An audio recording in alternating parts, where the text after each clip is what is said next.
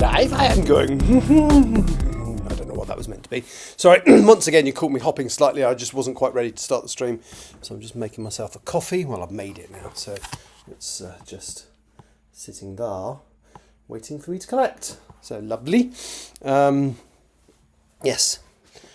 So hello, welcome to my stream. I will send a text message in a moment to make sure everything's working and give you an update as soon as I sit down of where I am in my writing. So yesterday I signed off chapter 1 of the 5th draft of Empress. No, I'm not working on Empress now. That's gonna, as I say, I've been working on Empress such a long time. That's going to take a really long while to get used to the fact that I'm working on something different. I'm working on Still Life. So yeah, so yesterday I signed off draft 1 of Still Life, which was great. And today my plan was to sign off the next 2 chapters. Now, I don't do everything online. And in fact, what I enjoyed doing chapter 1. So yesterday evening, I actually sat down and read through quite a few chapters. And so I'm looking for specific things from feedback. I'm not going to take everything from the feedback as, you know, must do, but there is quite a lot that made a lot of sense. So chapter 1, I had quite a decent alteration in it because I had to change the fact that Molly and Alfie were married or change it to that, whereas originally they'd just got engaged in secret, whereas the reality is if she would have got a good widow's pension if they'd married just before he went to war, so they probably would have married, and I decided they were going to marry in secret. So there we go. So let me just go into Stream Manager, send a test text, make sure all that's working. It is fabulous. Oh, I'm green today. Yeah, so I signed off chapter 1. I'm planning to do 2 and 3 today. Now, I read through 2 and 3 last night, and apart from a couple of very tiny, in fact, I read through several chapters last night. And the first thing is I have to acknowledge is how much shorter these chapters are than the ones I do for Empress. So I've got here chapters 2, 3, and 4. And they're about the same length as one of the slightly longer, admittedly, chapters of Emperors of the Trees. And these needed hardly anything doing to them. I think the bit of feedback that I got, one of them was that there's a character who is in a lesbian relationship with a woman, but it becomes apparent later on that she has been out with and is not disinterested in guys. And one of the bits of feedback was maybe signpost that earlier on, and there was an opportunity just in a sentence in this. So there's a bit where the couple are like, the relationship's quite bad, and annoyingly the events of this start to push them back together. And there's a bit where Rebecca sort of says, "Well, I'm not going to lie to you, I was meeting up with someone, but I've," and the original version said, "But I've told them not to bother. I'm not going to do it," and obviously this upsets Saywood, but what I've done differently is I've just purely referred to the gender of the person that she was going to meet. It just says him. So there is a hint already, and there's possibly a couple more little opportunities to do that. So apart from little things like that, chapters 2, 3 and 4, which I have in my hand, needed very little doing to them. So I'm going to sign them off now, hopefully. Then chapter 5 was the next one that needed substantial work. So the feedback I got was that Saywood's reaction to kind of being introduced to this slightly mad world that she's now going to become a part of, or being offered a role in, was a little bit accepted it too easily. So I've made her a lot more cynical and just basically stretched out that first scene where she's introduced to the world. I've been making myself, look, I've made myself a chia pudding.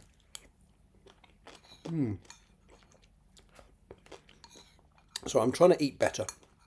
So this is literally made from chia seeds, honey, milk and fruit. You literally leave it to set in the fridge overnight and it's really tasty. Yeah, I didn't say this was a mukbang video as well, did I? No. Sorry.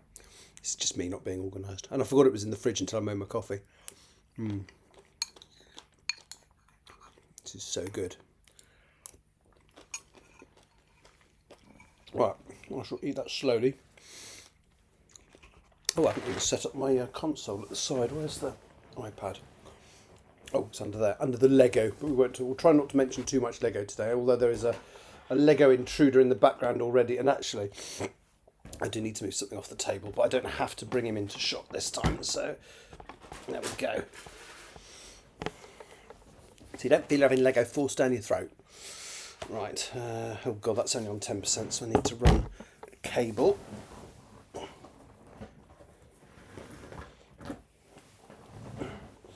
It's not long, the cable's not long enough, so I just need to drag that slightly closer to me. And is that now long enough? With a little adjustment it will be, hang on.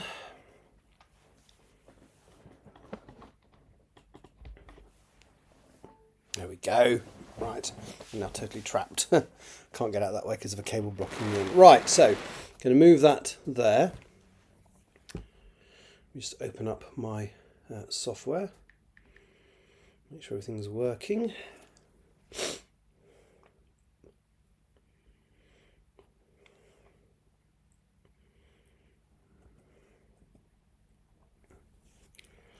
So I should now be able to, let me open the chapter firstly.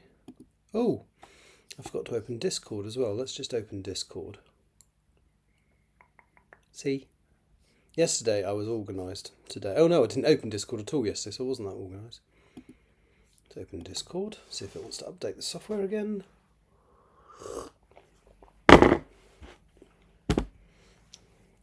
It'll think. Downloading update 1 of 1.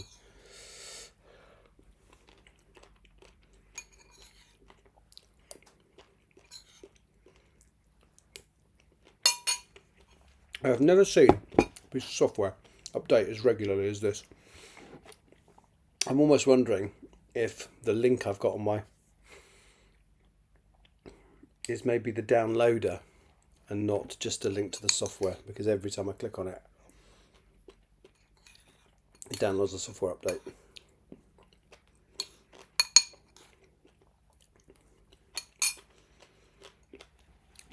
Now it says verifying Discord. Yeah, I wonder if that's the mistake I've made. And then it's always 7 updates. It's now downloading. Very weird.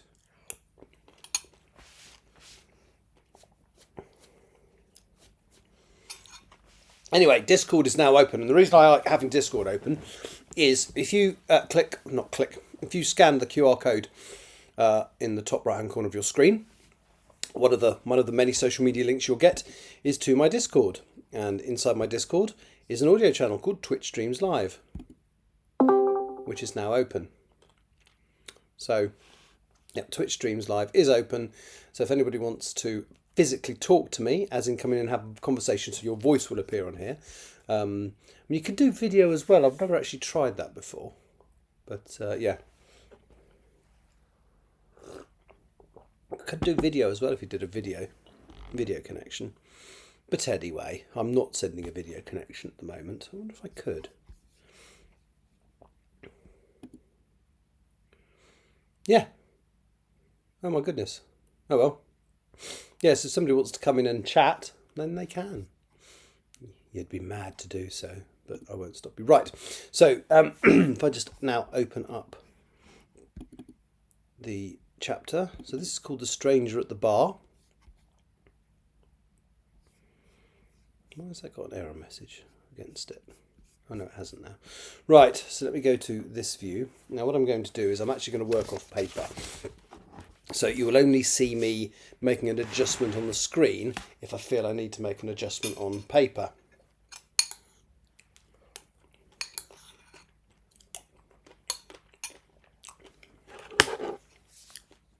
I did actually find another surname for my main character that I like better, but I've lost it again. So there was someone I worked with of Ghanaian descent, who had this wonderful surname, which was really, it sounded African, but it just sounded really appealing. It was a great name, and I can't remember when I worked with her. So I went back through all my rosters for the last year yesterday, trying to work out what this girl's name was. And yeah, maybe it was later than I thought. Maybe I'll try January, because I looked back from December because I had a feeling it was last year.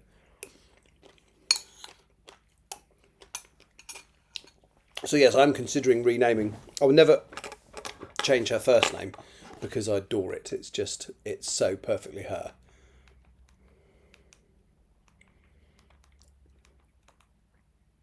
Why is that doing that? Sorry, I've just got something weird on my TV screen, which I'm going to try and get rid of by shutting down the app.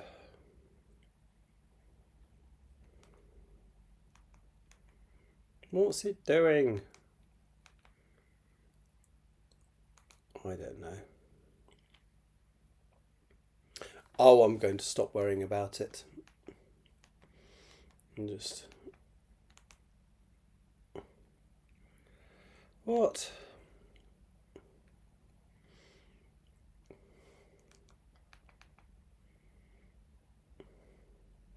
Okay, sorry, bear with me, because I'd like to see the video that's going out, but something weird is going on with it. So I'm just going to come out of Twitch totally, shut it down, go back into it. I can see I've got a viewer, so I promise I will actually do some writing in a second. Hang on. God, this is tedious. Come on. Just pressing back and it's just not going back. Ah, there we go. Right. Out of Twitch, back into Twitch. Apologies.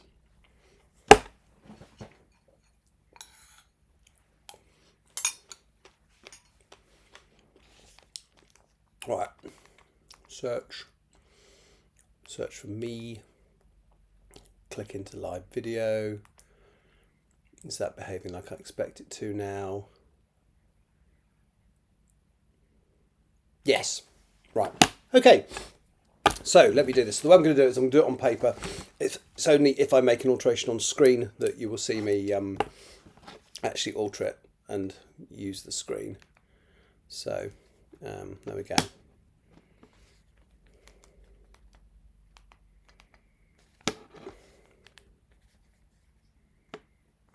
I really don't know what my television's doing. Okay, so it's Thursday, the 15th February 2018, Chapter 2, The Stranger at the Bar.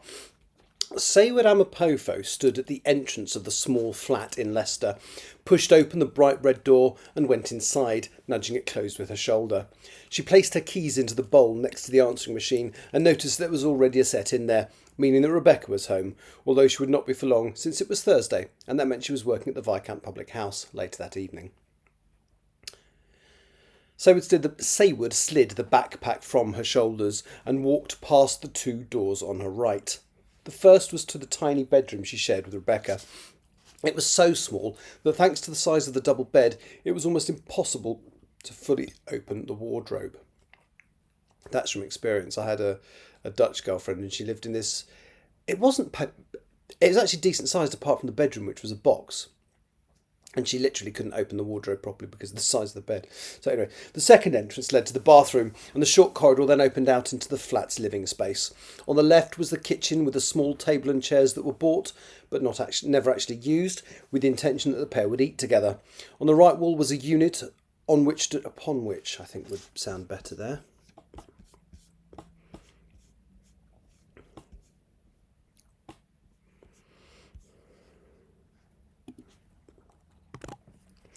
Upon which stood a television set that was far too large for such a small space. There was a double sofa in front of the television, its back facing the kitchen. Oh, hello, Shy Revenge. How are you? Happy time zone. Yes. Yes. Yeah, I am 5 hours adrift from you. My goodness. So it's what, nearly 4 in the morning, if I'm remembering exactly where you are correctly, which I'm probably not. I do have notes, but I don't seem to be able to see them. People I talk to regularly, I just write down. When I ask them, I write down so that I look really intelligent.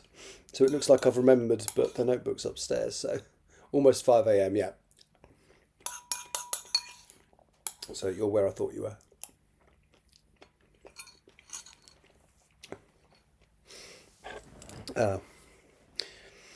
On the fold opposite the entrance to the room was a sliding door that led out onto a shallow balcony. Oh no, hang on. There was a double sofa in front of the television, its back facing the kitchen.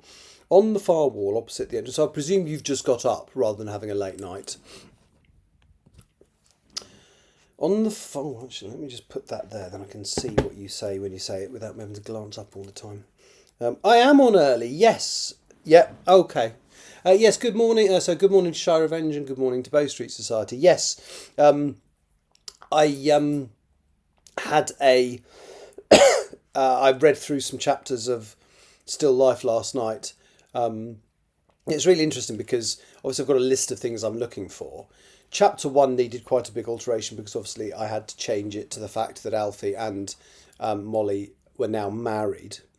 Chapters two, three, and four need almost nothing doing to them. I think one of the bits of feedback that you gave me is signpost that Rebecca has dated men or was interested in men as well. And there was an opportunity to do that in a sentence. So she admits to Saywood at some point in one of these chapters that she was considering going on a date. But things had gone so well between them that she'd told him not that it wasn't going to happen. And I'd never referred to the gender of the person she was going to meet in the original version. I just changed it to he. And then it's not until chapter 5, which I will probably do today. Oh, good news, I finished my handwritten. Oh, that's brilliant. Oh, that is good news, yeah. Well done. Yeah, because round one of edits is always my least favourite. It depends how you work, but I work quite quickly when I produce my first draft, and so that first round of edit is a tidy up basically. And I used to do a whole book like that, and it was hideous. So now when I'm writing something new, I do a chapter at a time, so that first edit is not so hideous. Yeah. So yes, so I was hoping to get 2 chapters done today, Bow Street Society, but the reality is I'll be at the end of chapter 4 quite quickly, and I might even do so. I've done the rewrites, the feedback that you felt that Saywood took the situation and the things she was being told too quickly. So I've made her a lot more cynical and taken out some of the slightly childish Harry Potter references as well. But yeah, still adding stuff to your plot plan. Original. Oh, that's good. That's a decent length, isn't it? So is it gone up or down as a result of edits? I've got a friend. I told him this book was 270,000 words, and he think edit just means make shorter. And when you're writing it, it's not make shorter; it's make better. So yeah, he didn't understand that it wouldn't be shorter necessarily as a result of an edit. It would just be better.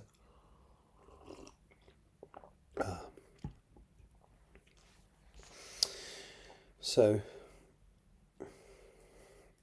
handwritten is very. That's amazing. I mean, I don't think I could do handwritten. I always remember when I was at school, because I was good at writing. Then I got told when I was at school that I was good at writing. Oh, storytelling is if I'm one of the characters. More creepy. Yes, luck. Okay. Will you be doing another stream later? I might. We shall see how it goes. It depends. Yeah, possibly. I haven't decided. I'm planning to be in most of today, as I say, because today's the day that anything that should have been delivered whilst we were away in Brighton. I know. No, I realised I was quite surprised to see you on here actually because I thought you might have to go to work. But yeah, boo. But on the plus side, you'll be done at 2 o'clock. So, at least it's not a 9-hour day. What'd you get in that 15-minute break? On the far wall opposite the entrance to the room, can you see your way to submitting a teeny weeny review today? I need to write it, but yes, I should do that. No breaks. No break. In a 4-hour shift, that's illegal. If you go over 3 3/4 hours, you are legally entitled to 15 minutes. Just so you're aware.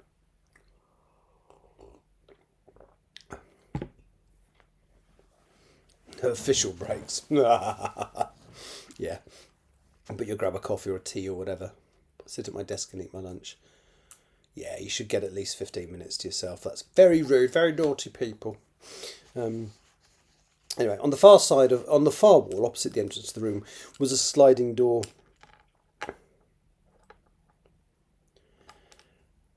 There's only 2 of you in the office. Yeah, doesn't matter. Um,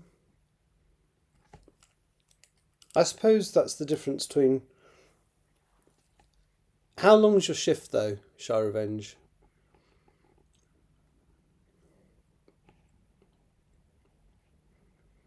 I think the break culture in this country is very much more healthy than. I don't work in shifts. I'm salaried.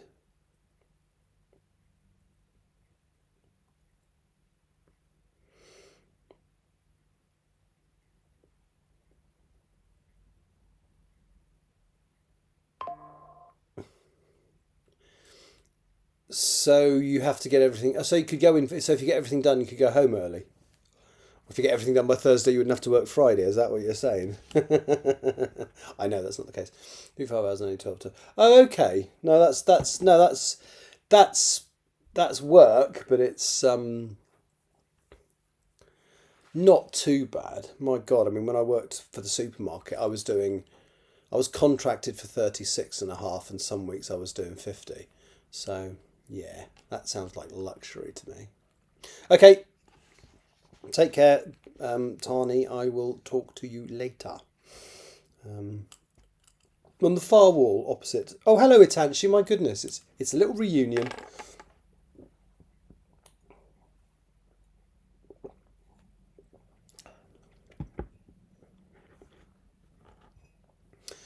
I know I can remember where Itanchi's from because speaking to him on and off for years. So yeah, I think you're Chicago, aren't you? And Shy Revenge. I'm trying to remember what side you're. Are you East Coast Canada? I think you are, aren't you? I haven't got my notebook. I say I'll write things down. Indian. Oh, that's right. Sorry. Yes, that's right. Oh, so in fact, you guys aren't terribly far from each other. If my in okay, yes, I mean it would be a long distance, um, but in American terms, I don't think you are terribly far from each other. Um, certainly in adjacent states, which is closer than it could be. Let me just whack the map up if I can find it. Where's my maps gone? West side. Yeah. Right. Let me get the map. Map. I'm in no hurry today, so I can afford to. As long as I get me set bits and done. Set bits done. So Chicago.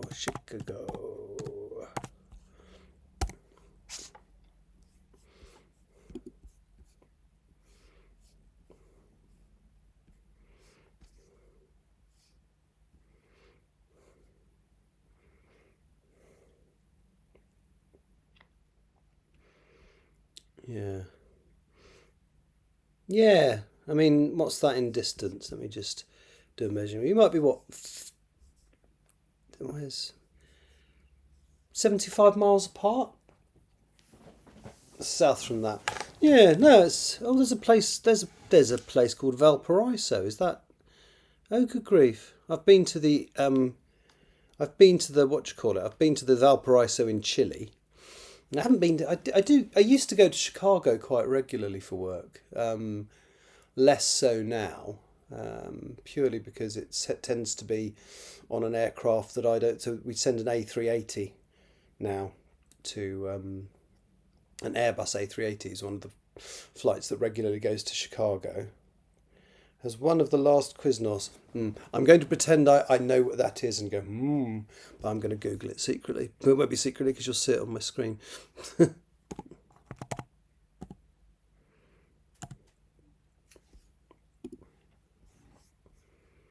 Oh, it's a sandwich chain. Oh, okay. I vaguely have heard the name, so I've heard it referred to. Had terrible ads. Okay. Ah. Yeah, we've got a sandwich chain that failed here, but unfortunately they're still trading. Worst ingredients, so really. I've heard the name, and it must be in a comedy or something. I've heard the name Quiznos before. So it was probably the punchline in a gag that I didn't get, which I would now, so thank you for that. Right. Yes, me too. On the far wall, opposite the end of, opposite the entrance to the room, was a sliding door that led out onto a shallow balcony.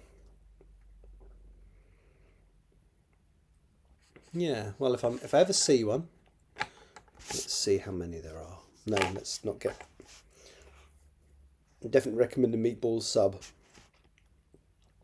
I don't mind Subway, but there was a bit of a thing. There's so much sugar in their bread. The EU almost told them that they couldn't call it bread because it was closer in ingredients to cake. which was quite funny. They didn't do that in the end, but apparently they were like telling them, yeah. Preservation, what? Yeah, but I mean, they're all bake off, aren't they? Because I'm assuming they arrive at the stores frozen and then they just bake them off when they need them. Penn Station is better than Subway out here. Yeah, I mean, Subway, the one thing they've done well is they're everywhere now. I can't remember a city I last went to that didn't have a Subway. I mean, even my little town that I live in, we've got two. Well, actually, no, one of them was in a petrol station and it's just been changed to something else. But, yeah. But there's still one, and I live in a quite small town. Anyway, it was ajar, and through it Saywood could smell a lit cigarette. Sure enough, next to a bag that had been dumped carelessly on the table was a pack of rolling tobacco as well as some cigarette papers and filters. Saywood wrinkled her nose and ran her fingers over her braided hair. She was tall and thin, with a wide mouth, brown eyes and smooth dark skin. She looked sadly at the smoking paraphernalia. Rebecca knew that Saywood did not approve of the habit and usually did her the courtesy of not doing it at home. It showed how far the relationship had deteriorated in the last few months if she was prepared to do it in the flat, even if only on the balcony outside. Maybe Rebecca had had a bad day. Saywood decided to give her the benefit of the doubt and set her back down next to Rebecca's and then walked over to the drawer and poked her head out. "You all right?" she asked. Rebecca was mid-drag, but as soon as she saw Saywood, she stubbed the cigarette out. Yay, page one done. Of quite a lot. "I'm sorry," Rebecca said. "Bad day. Got my essay back and Jones just tore it apart. I'm heading for a third at this rate. Is it really worth getting into this much debt for a bloody third?" She had tears in her eyes. Saywood reached out, gently took her hand, steered her inside and sat her down on the sofa. She sat down next to her, leaned in and gave her a reassuring hug. "I'm sorry. Is there anything I can do?" Rebecca smiled. She had blue eyes and mousy hair and was wearing jeans and a baggy hoodie. He said the gist of the argument was sound, it was just appallingly written. She mimicked her lecturer's sonorous voice. "My dear, someone with your education should have a more elegant turn of phrase." She sighed. Saywood kissed her cheek, trying not to react to the smell from the cigarette, which was all too obvious in her clothes and hair. "Can I proofread the next one for you? Would that help?" Rebecca smiled gratefully. It might do. She exhaled, closed her eyes, and laid her head on the back of the sofa. "What you can do with your free evening?" Both of them had jobs and worked 2 nights per week. They both worked on Saturday night, and Saywood also did Friday nights. It meant that for 3 evenings every week they were apart, which was probably the only reason which, ironically, I think I could stick an ironically in there. It meant that for 3 evenings every week they were apart, which... ironically was probably which ironically was the only reason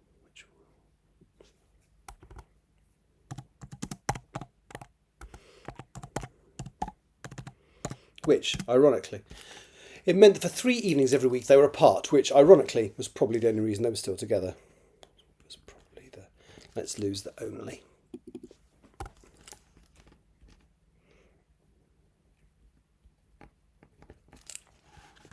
Saywood grinned. "An essay, maybe over a glass of Prosecco with a movie on in the background. Lucky you," groaned Rebecca. "If one more sad old man asks me out on a date, I swear I'll commit a murder." Her place of work was not a pub that seemed to attract a younger clientele, and most shifts Rebecca came home with a story about some odd creep that had made an inappropriate proposition. At least, she used to come home with those stories. They no longer talked like they used to, and these days Rebecca usually only told Saywood about things that had happened that annoyed or upset her, rather than those that had made her smile. And I'm going to say laugh rather than smile.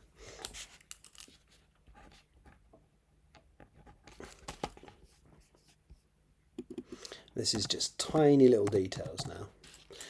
Rebecca glanced at her watch. "I'd best be off." She stood and glanced at herself in the mirror. "Do you think you want anything to eat when you get back?" asked Saywood. Rebecca shook her head. "I'd grab something at work if there's a quiet moment," she said, and walked into the hallway. She retrieved her keys from the bowl and grabbed her coat from her coat rack, pulling it on as she slammed the door shut behind her. Saywood gave a sad smile. 5 months ago, there was no way that Rebecca would have left without kissing her. No, now she didn't. Now she'd not even say goodbye. Yesterday had been Valentine's Day. They had barely even acknowledged it. Saywood stood up and opened a backpack. She retrieved her charger and laptop and plugged the device in to charge. She opened the screen and set it down on the sofa next to her and found the piece of work that she was attempting to complete. Her mind kept drifting back to Rebecca. They'd met last year in September during their first term at university and had hit it off straight away. By the time they went home for Christmas holidays, the Christmas holiday they were together, Saywood had spent more time talking back on FaceTime than she had her aunt in person over those 2 weeks. The relationship had become stronger and stronger, and by the time their crazy first year had ended, they both said they loved each other and decided to move into a flat together for the second year, which is where it had all started to go wrong. They soon discovered that living together was very different from spending a couple of nights a week in each other's company. Rebecca was exceedingly messy, for one thing. She rarely washed the dishes, she never cleaned up after herself, and she never put things away. Saywood spent much of her time tidying and cleaning, and Rebecca spent her whole time ensuring that there was plenty of tidying and cleaning for Saywood to do.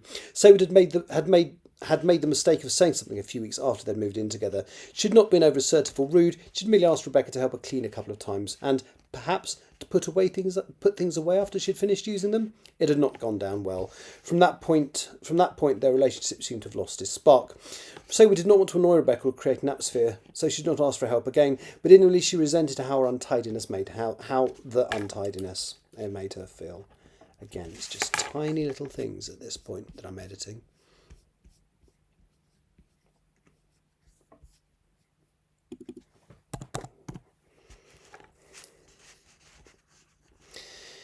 They had not had a direct conversation about it, however she much doubted they would be living together when they returned in September, so Saywood was not convinced they would even stay friends. She rolled her eyes. This speculation was not helping anything, was helping nothing. Helping nothing.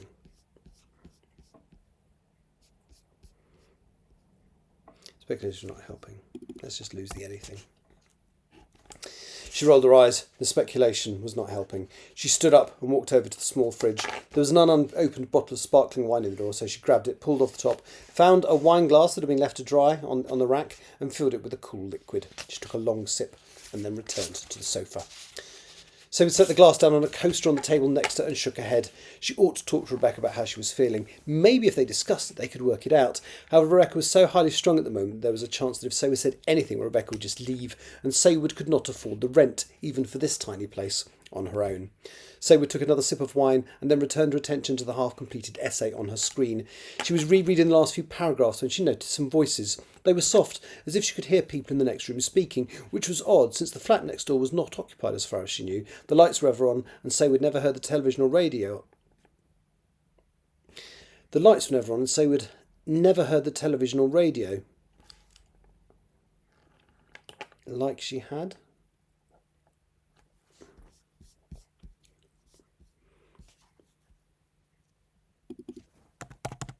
Like she had before the Husseins moved out. Like she had before the Husseins. The lights were never on, and Saywood never heard the television or radio like she had before the Husseins moved out. That's fine. She closed her eyes, and the voices seemed to intensify. Now that she was concentrating, she recognised that they were distinct voices, not having a conversation but talking over each other. This was not the first time she'd heard speech from the adjacent flats. She grabbed the remote control and turned on the television. She selected the news channel and let it play in the background until it overwhelmed the voices. She shook her head and started to read the essay again from the start. Rebecca stood behind the bar in the pub and wondered why Larry bothered to employ her on a Thursday night since there were so few people in. Saturday made sense. It was reasonably busy, and the 5.5-hour shift went very quickly. Thursdays, however, always dragged.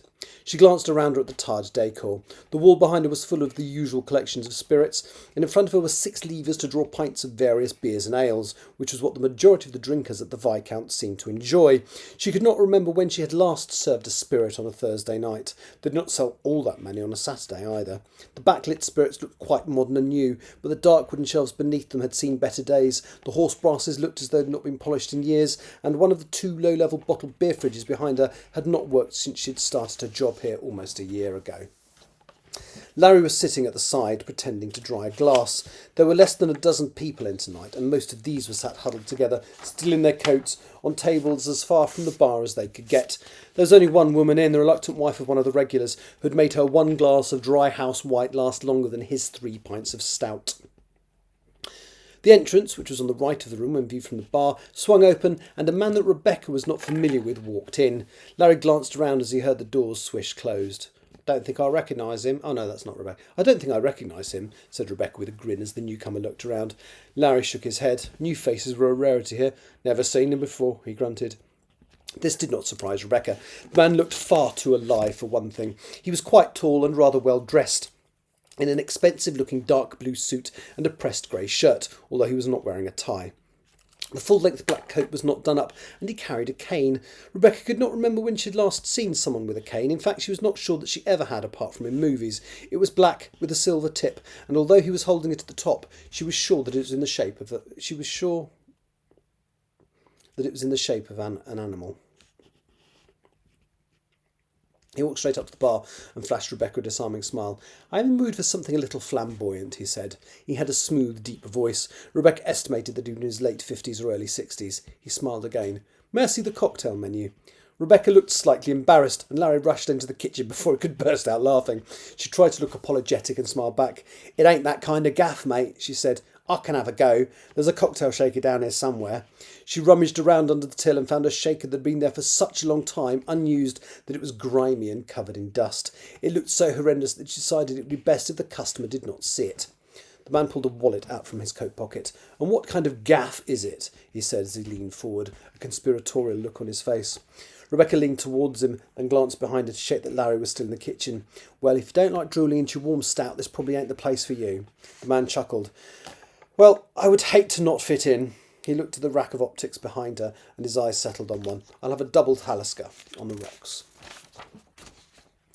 Rebecca smiled, turned behind her to measure out the drink, and dropped a couple of ice cubes into the glass and set it down in front of him.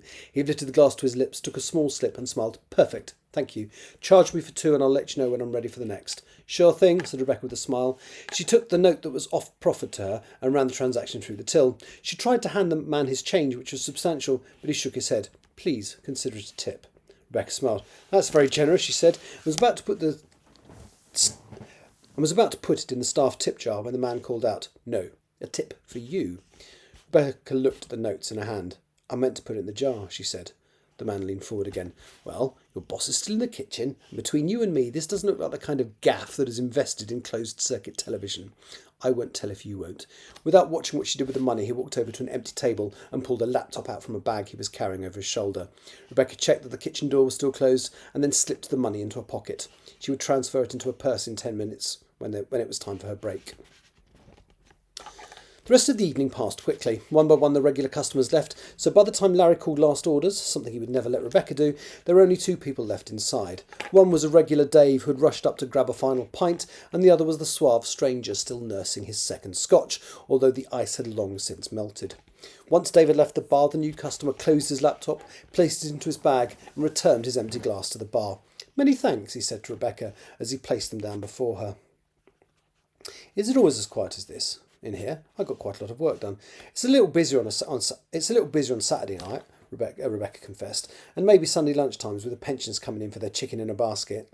"Sounds charming," he said with an amused smile. "Well, thank you. What was your name?" "I never told you my name," said Rebecca with a grin. She considered not telling him, but he had been so friendly and generous that she felt somewhat churlish in her reluctance. "I'm Bex." "Hello, Bex," he replied smoothly. "I'm Max. I'm an artist, and I would very much like to paint you." The smile froze on Rebecca's face. "Oh dear," she said, "you were doing so well. You were on course to be the only dirty old man in here tonight that didn't proposition me in some way." "I'm sorry," Max said smoothly, without missing a beat. "No disrespect was intended." Rebecca let the smile fade from her face and picked up his tumblers before dumping them into the half-empty dishwasher. "Well, good night," said Max. Rebecca was sure that had he been wearing a hat, he would have raised it to her. "Yeah, bye," Rebecca said softly, watching him walk to the door. He still had a bounce to his stride, and as he pushed the door open, he glanced back and gave her what she was sure he thought was a disarming smile. Larry was standing by the end of the bar, a large grin on his face. "I think you've pulled," he said with a coarse laugh. "Great," said Rebecca sarcastically, as she grabbed a cloth and started to clean the counter in front of her. There we go. So that is that chapter. It's not a long chapter, but that's good. Hardly made only the odd word here and there. Bearing in mind this is the 5th draft. This is about as polished as anything I do. So what I'm now going to do, So I'm just going to quickly run it through the lovely Grammarly, which will probably tell me to take some commas out because it normally does.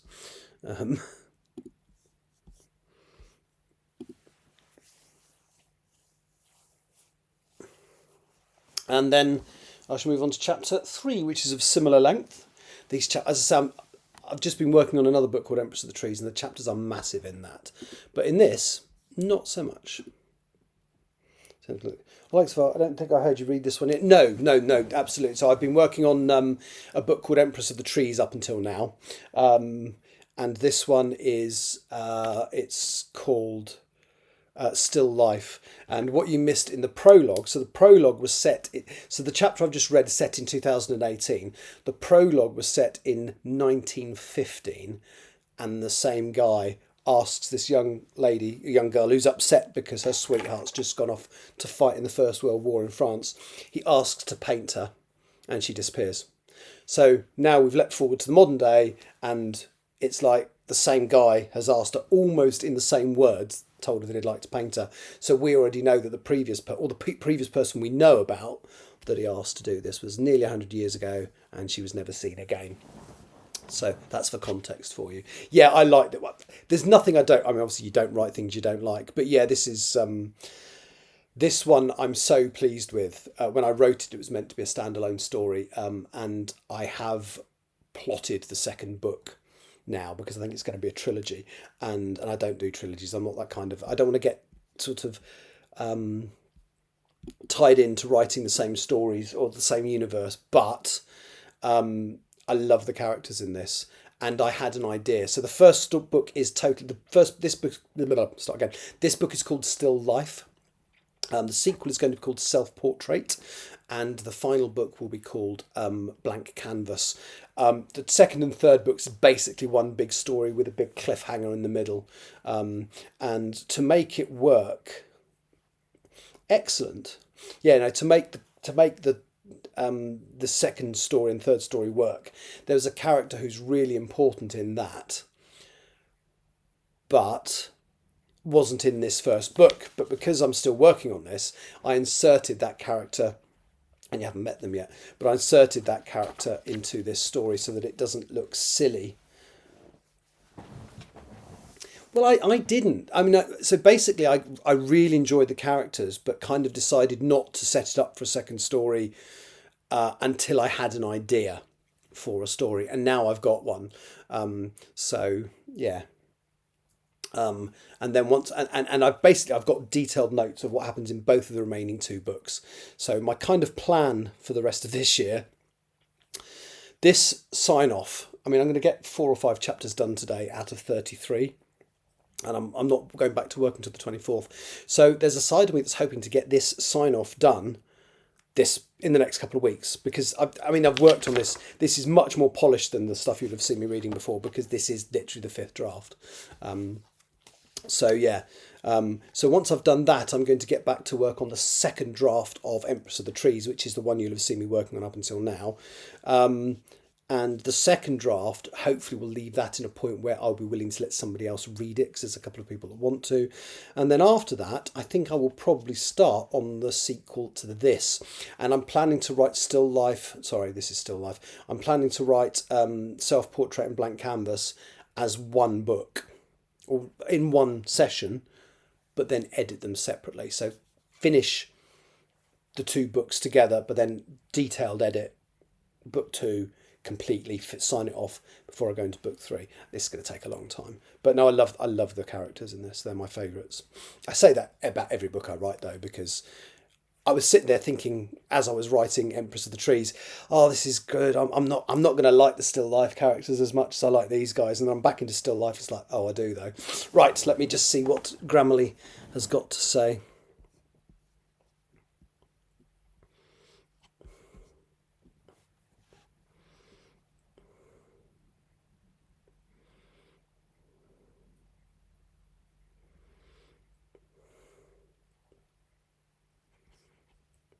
Okay.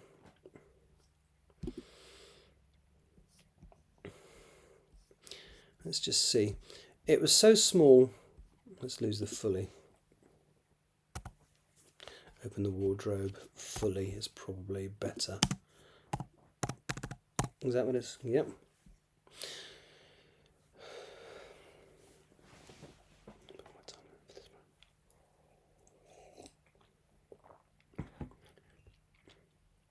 And when you say your timeline for the project, do you mean your discipline of writing it, or when the story is set?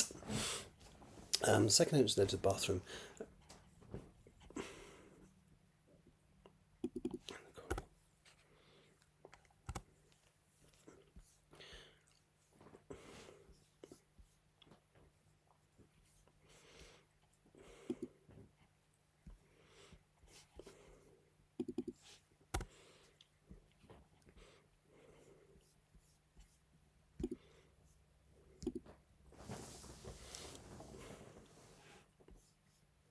Yeah, you're right. Let's lose the actually.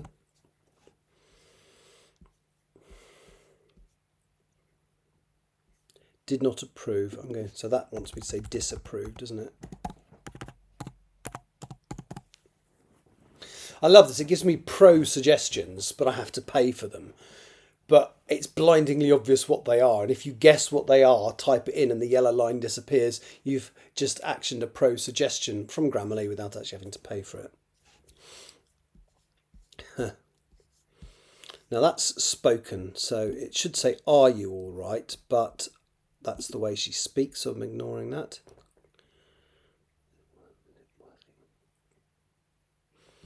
And is it worth getting into this much debt? Yeah, let's lose that. I overused the word really. Yep. Add a comma. Trying not to correct from the smell of the cigarette. Is what that wants, isn't it?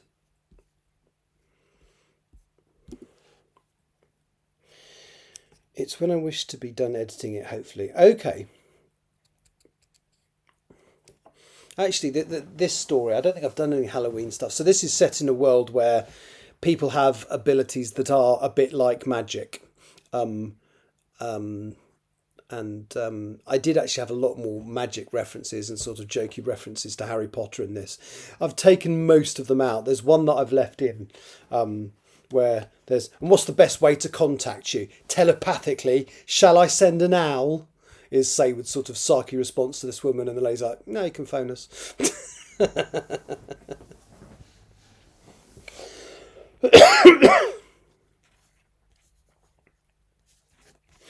Yeah, I like little bits of humour. It reminds me of a line of, is one of you guys into Doctor Who? I can't remember. But there's a spin-off from Doctor Who called K9 and Company, and there's this wonderful line where there's a spin-off from Doctor Who called the Sarah Jane Adventures, and there's a wonderful line where Sarah Jane is talking to K9 and goes, do we need they're saying they need to connect this bit of this device to K9. He's going, oh, so do you need a universal blah blah blah blah, all these different sort of alien sounding connection devices, and K9 eventually goes, no miss, a USB will be quite sufficient. It's kind of, yeah.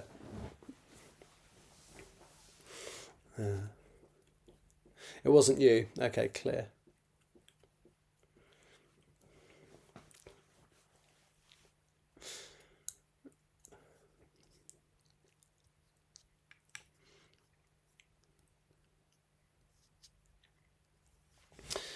Right, and what else is it suggesting? It says, you're all right, Shast. Rebecca's mid-drag, but as soon as she saw Saywood, she stubbed the cigarette out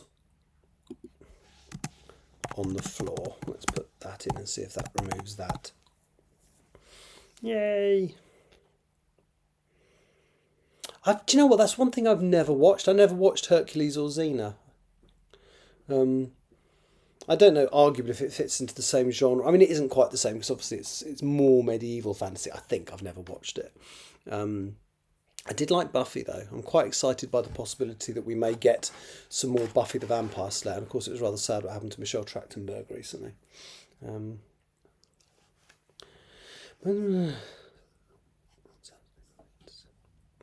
Yep, I'll accept that.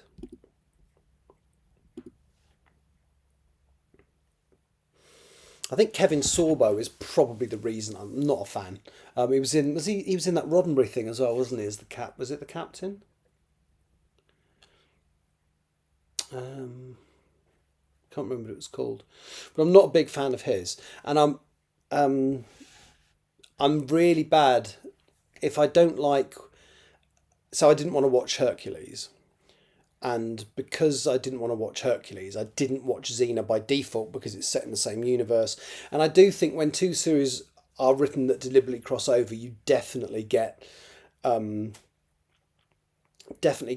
some value by watching them both. So, for example, Buffy and Angel is a classic example. I mean, there was at least one storyline that was a two-parter transmitted the same night, but part one was in Buffy, part two was in Angel, and even the very first episode that went out, I think the Buffy episode ends up with. I think the Buffy episode ends with Buffy getting a phone call, but nobody speaks, and she puts the phone down. And in the episode of Angel, Angel phones Buffy, and then decides not to speak to her and hangs up. So I just love little things like that, are quite clever. And then there's the one at the end of, is it season 5? The one where Buffy dies, basically, the cliffhanger to the season. And then the immediate next episode transmitted was the next episode, or the final episode of Angel's season. And they do all their stuff, and they win, and they're triumphant and everything, and they walk back to their base. And Willow from Buffy is sitting there, clearly about to tell them what's happened to Buffy. It's really, I love it when they do. Or Deep Space Nine and The Next Generation to a degree. They had the Cardassian, anti-Cardassian terrorist, the Marquis storyline, which bounced between the two shows, and indeed went into Voyager briefly as well. Anyway, I'll stop talking. She stood, remove comma.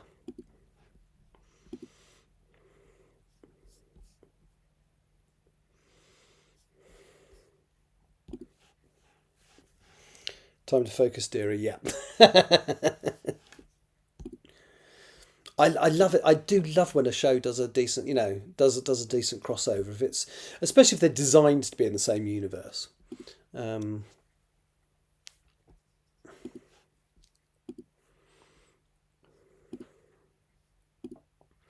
I'm not going to change the spelling of recognised. Richard Hurd. Speech, no. That's right. Low level needs a hyphen. Yes, it does.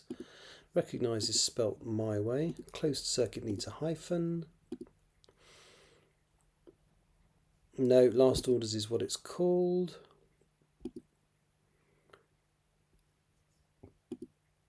There we go. So that chapter is done. What score's it giving me? 85%. It's not very good, is it? Right. So download.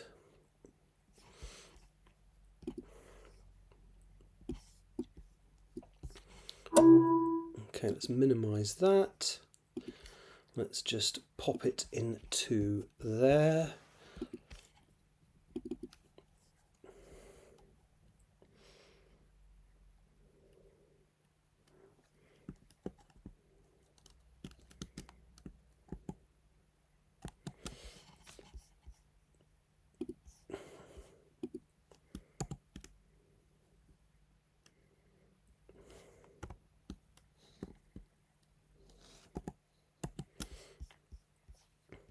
Right then, where are we? Okay.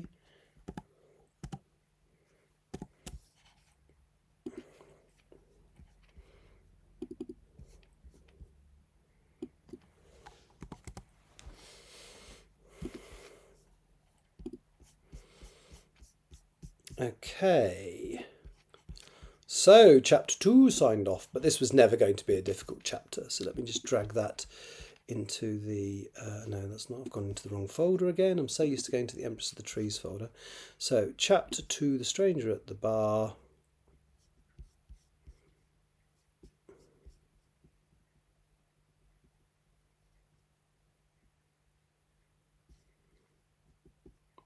Edited, hooray! Right, back up to chapter 3.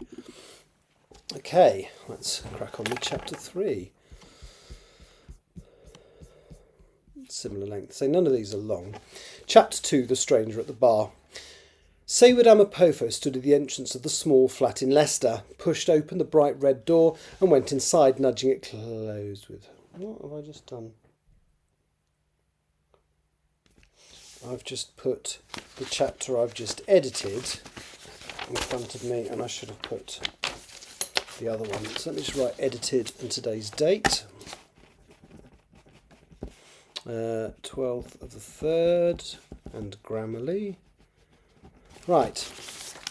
Okay, chapter 3, this and tat. Tat is a colloquial English word meaning sort of rubbish, stuff of no, things of no value. Neither Edward nor Rebecca had lectures first thing the next morning, so they agreed to walk into the city centre together to have breakfast and do some shopping. Although it was a cold morning, the sun was out, and the pair of them took great delight in deliberately treading on any patches of grass en route, savouring the noise and feel as they stepped upon the frosted turf.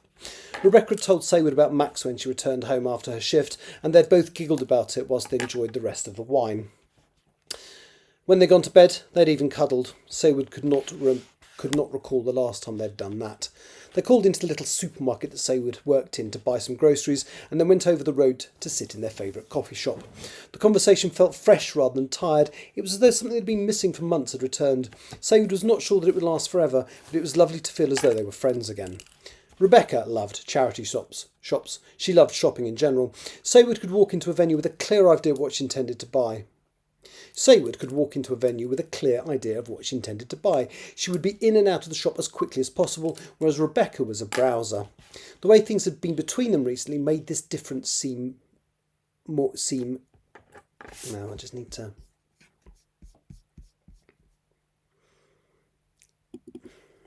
I'm going to lose the more. The way things had been between them recently made this difference seem irritating. The last 12 hours had been so pleasant, though.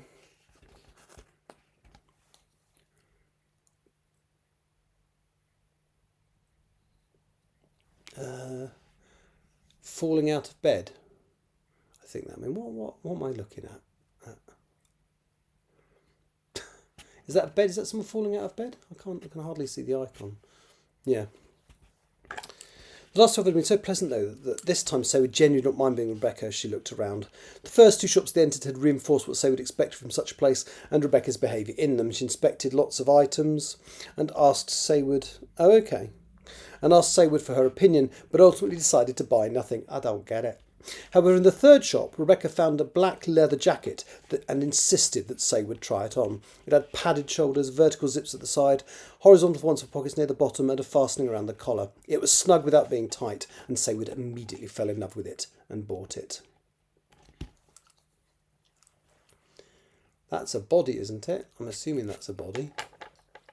The final shop they went into was wedged between two well-known charity brands, but Saywood had never heard of this one before.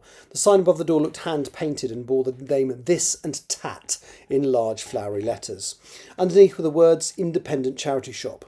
It was not as well lit as the others, and the contents of the shelves were less well organised. Whereas Saywood would characterise the others using primary colours, this one had a bit of a grey feel to it.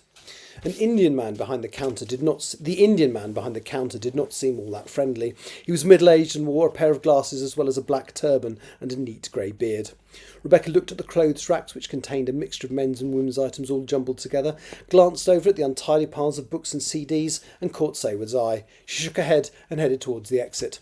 Saywood was about to follow when she noticed what looked like a glint of light coming from the display cabinet under the till. She walked over to it and stared at the items. There were a couple of old brooches, a necklace, and two small clay ornaments, one of a dog and the other of a ballet dancer mid-twirl. All 5 items seemed to shimmer slightly, but she could not see any light source in the cabinet that might cause it. The shopkeeper was watching her carefully over his spectacles. "Can I help you, miss?" A warm smile completely transformed his face. Saywood glanced up and looked at him. He had looked surly and indifferent when the pair had entered the shop, but now he seemed attentive. She was not sure what to say. She pointed at the items under the counter. "Those look interesting."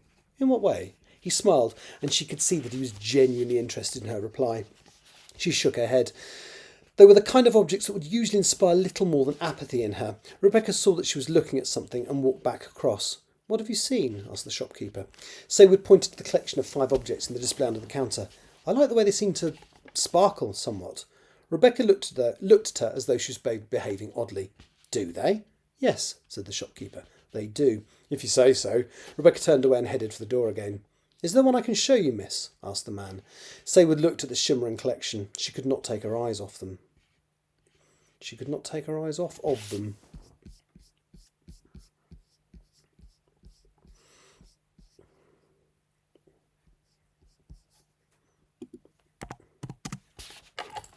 "The necklace," she said eventually, still staring down.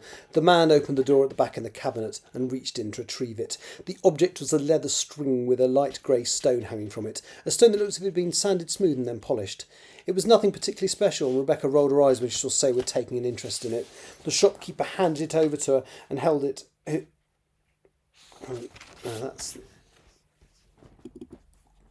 And she would work better there. The shopkeeper handed it over to her and she held it in the palm of her hand. It felt slightly warmer than she had thought it would, as though someone had been holding it for a few minutes. She examined it thoroughly. The trick of the light, whatever it had been, seemed to have stopped. The shimmering coming from the items still in the cabinet had diminished substantially as well.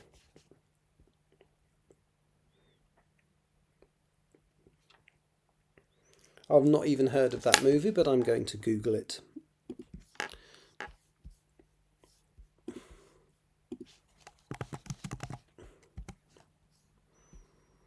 Oh, it's not a new movie. Oh, it is a new movie.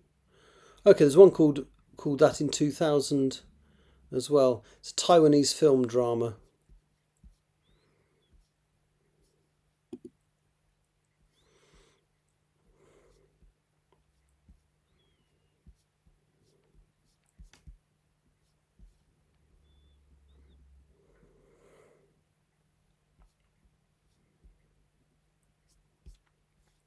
However, there seems to be something called Yee Yee UK, so let me just...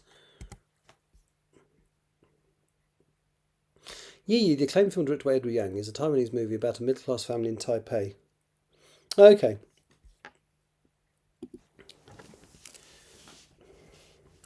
I was going to say I couldn't name one.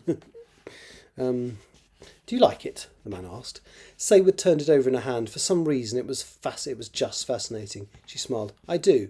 How much? The man smiled. £3. Saywood grinned and fished 3 coins from her purse. She handed them over. Would you like a bag? Saywood shook her head and slipped the necklace into her pocket. Thank you. You're welcome, miss. Saywood turned to Rebecca. Thanks for waiting. Rebecca grinned. Never thought I'd see you choose something in a charity shop. And you also bought a coat. You found it. But do you like it? Saywood. But you like it? Saywood grinned. I love it. Good, said Rebecca, kissing her on the cheek as they left the shop. As soon as the door closed, the man behind the counter called through into the back room. I have one, he said. A small woman stepped out from the door. She had dark hair tied up at the back and was wearing old and loose-fitting clothing. She was carrying a bag that looked like it was made from old squares of carpet that had been stitched together. I was watching, she said, glancing up at a discreet camera above the hill. Black girl and her friend. Yes, said the shopkeeper. They turned left out of the front. The old woman grinned and grabbed an umbrella from the stand next to the counter. I'll check in as soon as I find anything. With that, she darted quickly across the shop floor and to the door, turning left as she closed it behind her. Have I seen Ready Player One? I think I have, but it didn't really, stick in my head, as it were. That was an odd place, remarked Rebecca as they headed towards the university. Did you watch what that man was doing? No, admitted Saywood, putting a hand in her pocket to make sure the necklace was still there. Why?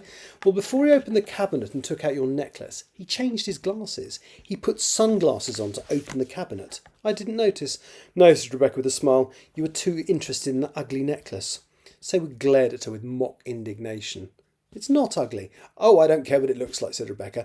I'm just thrilled you bought something for a charity shop without being told to. I promise not to make a habit of it, replied Saywood with a smile.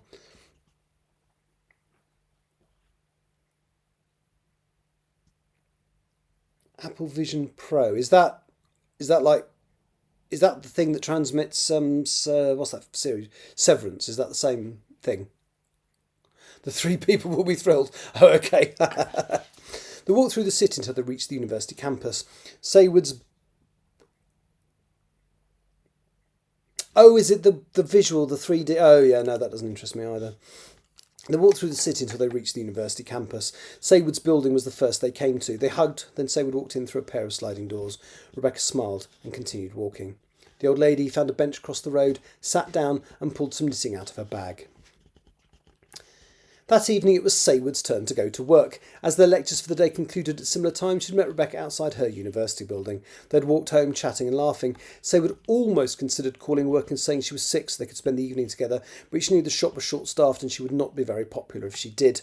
They still had time to have tea together before Saywood changed into her uniform and walked the short distance to the shop. The manager, Graham, was fussing around as she entered via the customer door 15 minutes early. "Say word," he yelled at the top of his voice. "Am I pleased to see you? Can you start now? I'll pay you."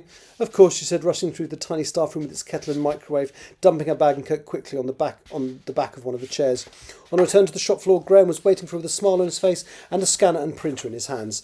"We haven't had the chance to do the reductions yet," he said. "There's a list in the office, but you know how bad Sammy is at finding stuff, and my waste spend is through the roof. I know it'll take a couple of hours, but can you go through everything? Check there's nothing on today's date and reduce everything that it is. Go straight to half price in case we don't get a chance to go back to do it. In case we don't get back to do it. In case we don't get a chance to go back to it. And don't answer any checkout calls unless I call you by name." He stopped breathlessly. "I'm so glad it's you on tonight. I know I can rely on you to just get on with it." He was a big, huggy man and obviously wanted to embrace her. She'd needed to take him to one side and ask him not to be so tactile a few weeks after she'd started working here. She knew he meant nothing by it, but it had made her feel uncomfortable. He'd been deeply apologetic and had not attempted to embrace her since. Repetition of the word embrace, so I'm going to change the second iteration to hug. Hey Siri, synonyms for embrace. Synonyms for embrace include hug, take hold in one's arms, and hold.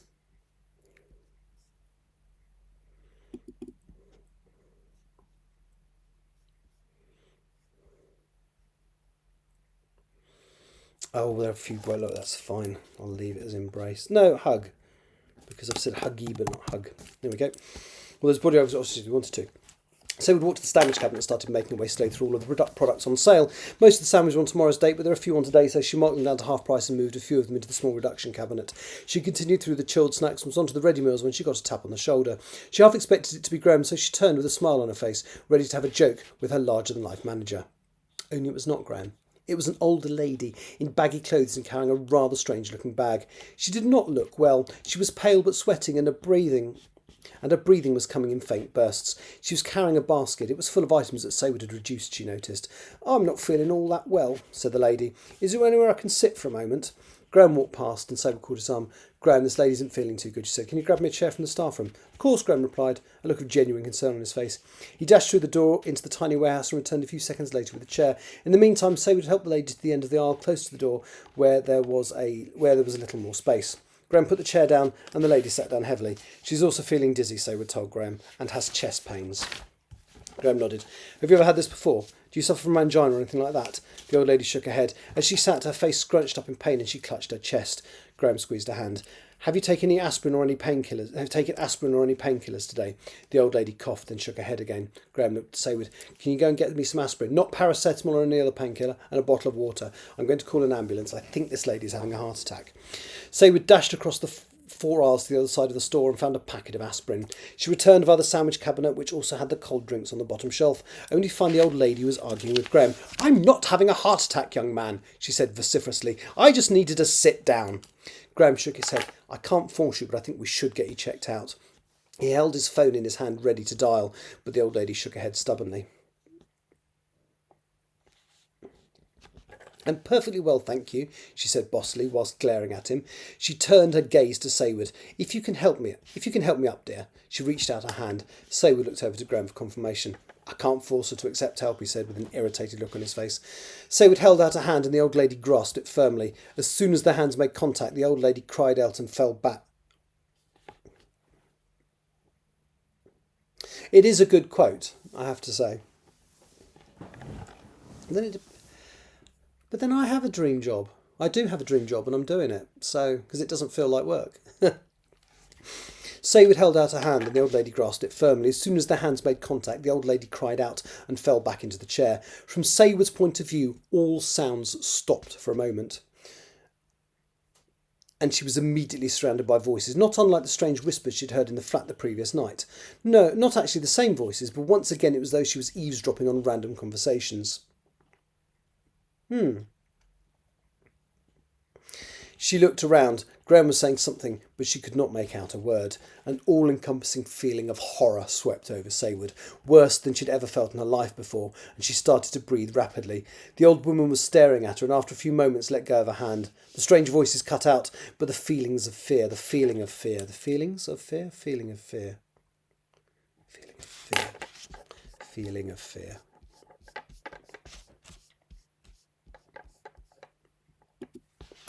Remained.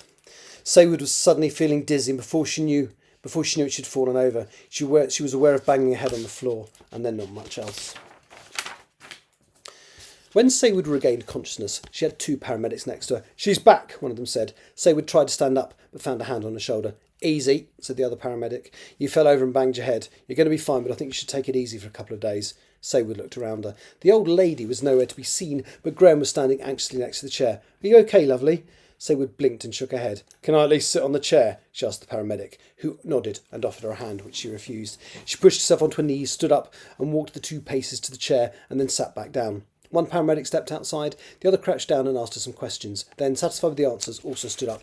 "I'd go home and get some rest for a couple of days." "I can't," said Saywood, looking at the reductions cabinet. "I've got too much to do." Graham shook his head. "I've already called Andre. She'll be here in 10 minutes. Go home and we will see you next week." Saywood shook her head. "I can't." "You bloody well can," said Graham with a smile. "You went down like a sack of spuds, if you'll pardon the expression. Go home, relaxed. See you next Thursday." Saywood glowered, then acquiesced. "OK, but I want to sit down for 10 minutes before I go home, if that's OK with you." Graham grinned. "I was going to suggest half an hour. Can Rebecca come and pick you up?" Saywood shook her head. "It's a 5-minute walk. I'll have a little rest, then I'll go home." Graham nodded, then held out his hand. "Come on then," he said, and helped her through the door into the warehouse. Saywood stopped by the staff room. "Where did she go?" "The old lady. She watched you hit the deck, maybe promised I would look after you, then scarpered." Saywood frowned. "Do you ever on CCTV?" "Should do. I'll have a look later when we're closed." After we close. After we close.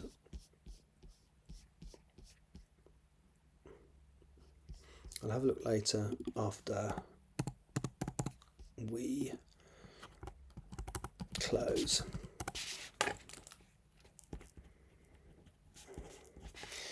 "I'll save any footage we have." "I could look." Saywood, "No," he said definitively. "Rest, then go home. I will sort it out. Then you can have a look, and then you can have a butcher's next week." Saywood rolled her eyes. "All right then, thanks, Graham." He smiled. "I'm just going to get Andre set up, then I'll come and check on you." Saywood nodded, and as he left, she pulled her mobile phone from her pocket and started typing a text message. "I had a funny turn at work, coming home in about half an hour." She smiled, added a kiss to the end of the message, and then sent it to Rebecca. Just over half an hour later, Saywood unlocked her front door and walked into the flat. "Hello," she called out. Rebecca appeared from the living area, looking with concern on her face. "You okay?" She walked up to Saywood and saw the bump on her forehead. "Bloody hell, what happened?" "Let me change," said Saywood. Her head was hurting and she wanted to get out of her uniform. "Of course," said Rebecca and pushed the door open. Saywood walked into the bedroom and looked around. It was immaculate. She sat on top of the duvet with a smile and started to undo her shoes. "Did you tidy?" she asked with a grin. Rebecca pulled on a strand of hair and deliberately tried to look like a teenager. "Might have done," she said in a mock grumpy voice. Saywood smiled and it went straight to her eyes. "Thank you," she said honestly. Rebecca sat down next to her, put her arm around her shoulders. Today has been the best day we've had in ages," she said, and kissed her lightly on the cheek. "You get into your dressing gown. I'll run you a nice bubble bath, light some candles in the bathroom, and you can relax. If you want something to eat or drink, just let me know." Saywood smiled and kissed Rebecca fully on the lips. "Thanks, love. I'll have my bath, then I'll tell you what happened. It's all a bit weird." Right. Again, hardly any alterations there, literally the odd word, but I didn't expect there to be. So let's run this one through Grammarly and see how many commas I've added that I don't need and how many I've added or how many I've missed that I do. Right, file. Oh, no, wrong. I'm going to sneeze, excuse me. So that was what I wanted to achieve today, but I'm going to do the next chapter, and I might even do the chapter beyond that, although that one will be a little harder because it's one that had a little bit of work done to it because there was a scene that I needed to change. Oh, thank you. A friend of mine once told me, because I didn't say bless you after she sneezed, she told me that's why she thought I was autistic. Good thing I like her, isn't it?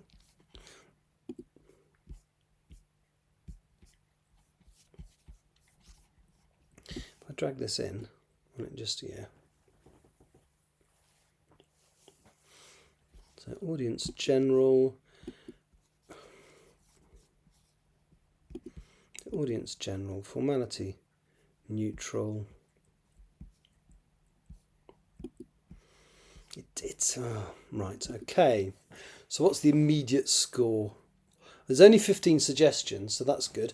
One of them is just a difference between American and British spelling, so we'll ignore that. And that one. And that one. And that one. My goodness. This is the least... It's literally all spellings.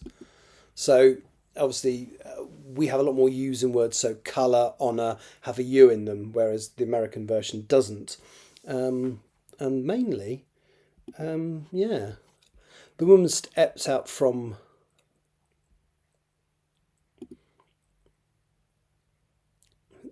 out of the door. Yep, I'll go with that.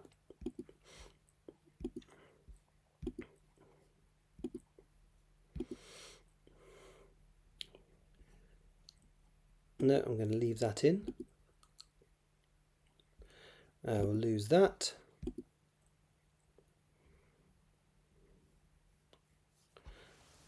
Okay. Go relax, go home, and I will see you next Thursday.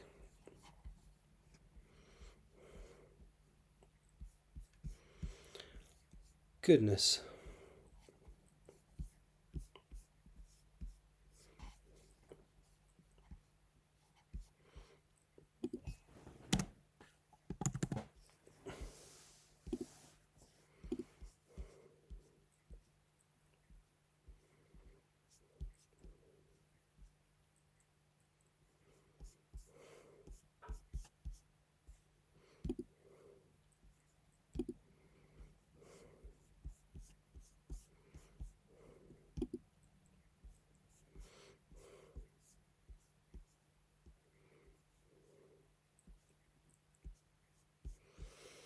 Right, so we'll export that, download it.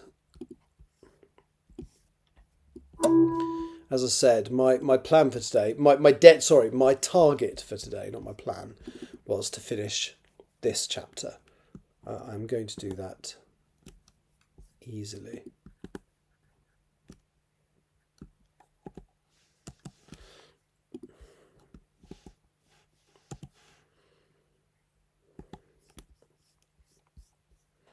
Damn it, I've forgotten to put it into there.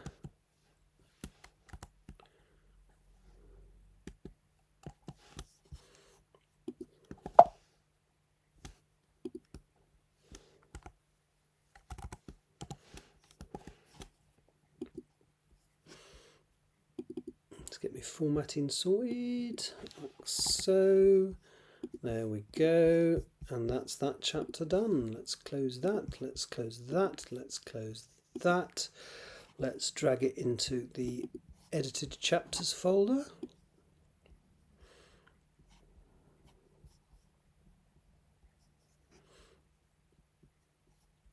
And open chapter 4.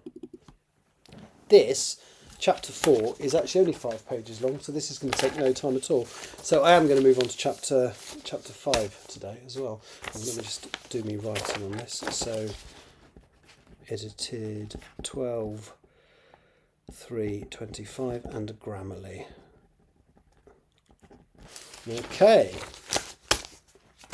Chapter 5. So that last one was 8 pages. This is only 5. I don't tend to write chapters this short, but I did. Chapter 4, the commission. Can I bring you anything to drink?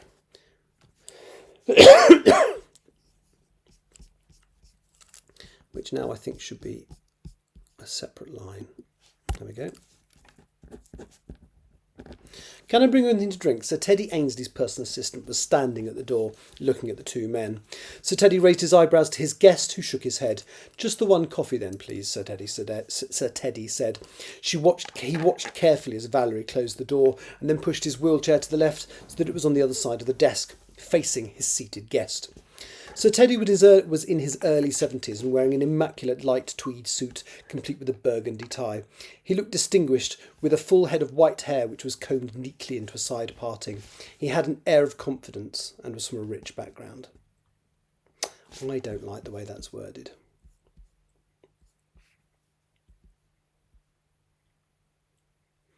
His rich background gave him an air of confidence. That's better.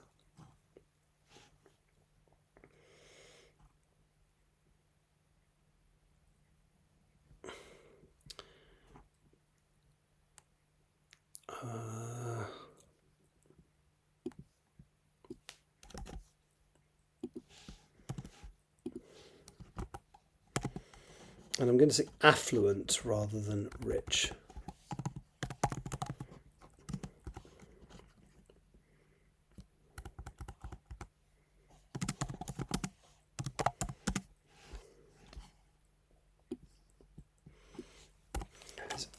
Extra space.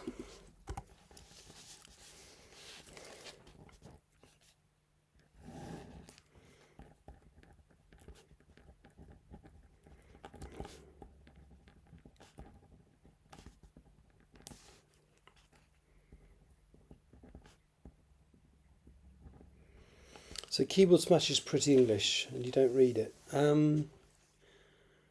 That's cute, making a K-pop darling read English tweets.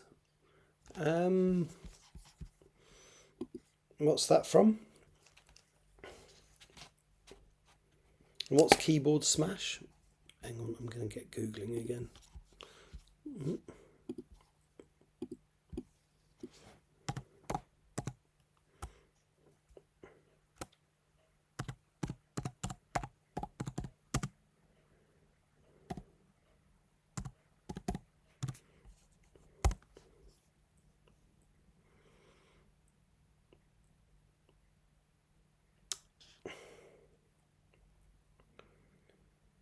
Oh, okay. Key smash is an internet slang for the typing of a random sequence of letters on a computer keyboard or touchscreen, often to express intense emotion. Okay. All of the past few generations, so let's read that again. So I was just looking it up because I wasn't sure what it was. So Teddy was in the early 70s wearing an immaculate light tweed suit complete with a burgundy tie. He looked distinguished and with a full head of white hair which was combed neatly into a side parting. His affluent background gave him an air of confidence. That's a better way of saying what I originally said. All of the past few generations of his family had spent most of their lives making as much money as possible and then parsimoniously clinging onto it. When he'd inherited the estate, he'd used his influence to improve the profiles of several fundraising organisations, including many children's charities, by raising money to help them, as well as digging generally into his own pockets in order to do so. In the year 2002, at the age of 55, he'd been recognised for his efforts with a knighthood, which had encouraged him to double his efforts. His philanthropy had not been universally welcomed by members of his extended family. Until he came along, the Ainsleys had been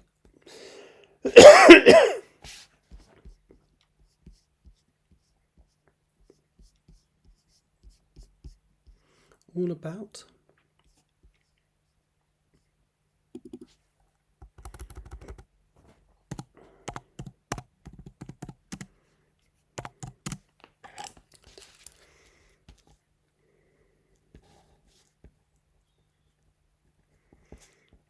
His philanthropy had not been universally welcomed by members of the extended family. Until he came along, the Ainsleys had focused on the accumulation of wealth and had absolutely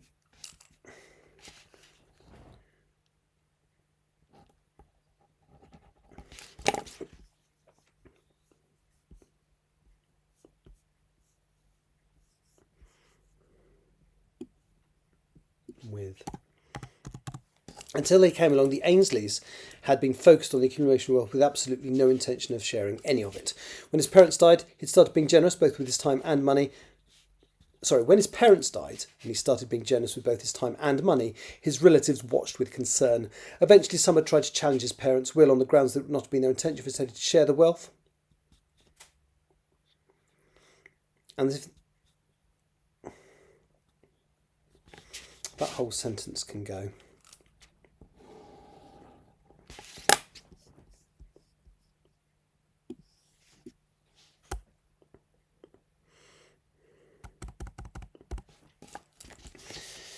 So let's do that paragraph again. His philanthropy had not been universally welcomed by members of his extended family. Until he came along, the Ainsleys had focused on the accumulation of wealth with absolutely no intention of sharing any of it. Shall I lose the absolutely with no intention? Yeah, let's lose the absolutely as well.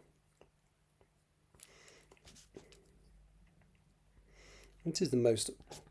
Right. His philanthropy had not been universally welcomed by members of his extended family. Until he came along, the Ainsleys had focused on the accumulation of wealth with no intention of sharing any of it. When his parents died, he'd started being generous with both his time and money. His relatives watched with concern. Eventually, some had tried to challenge his parents' will on the grounds of not their intention for Sir Teddy to share the wealth. To share their wealth. To share their wealth.